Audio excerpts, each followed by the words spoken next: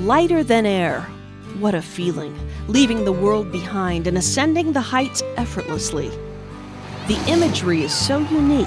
Fire lights up the night. Color brightens the dawn. Taken together, it's a scene that brings smiles to children and adults alike. A fantasy, you might say? Far from it. It's a wonderful, magical sport. There's just something.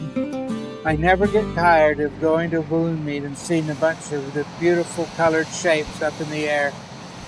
Anytime I can fly it, it's just a lot of fun. It takes a little bit of work when you pack up, but it's not that bad. A hot air balloon. You see one on the horizon and it's like it doesn't move. It just hovers there, another cloud on a calm summer day. The sport of ballooning isn't just about floating, however. And while most of us have never considered learning how, becoming a lighter-than-air pilot isn't as out of our reach as we may think. As the oldest successful form of human aviation, hot air ballooning has long been a public fascination.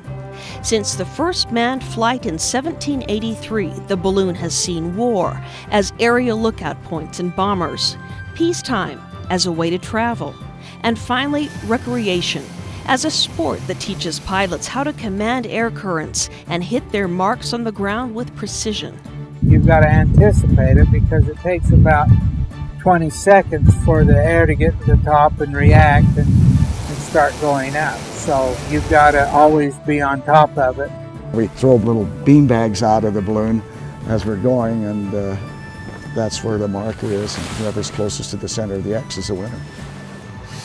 Events like this one are held in parks all over the country almost every weekend, with pilots showing their skills even in less than ideal conditions.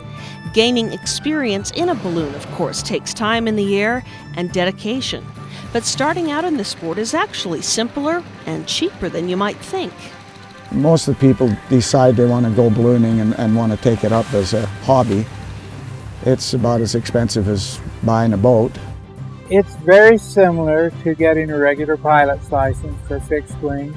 So when people decide to do that, they'll decide to buy a balloon and get their training. Quite often the training is included with the price of the balloon. Ballooning schools can be found in most major cities, with courses being completed in as little as a week for a private flyer.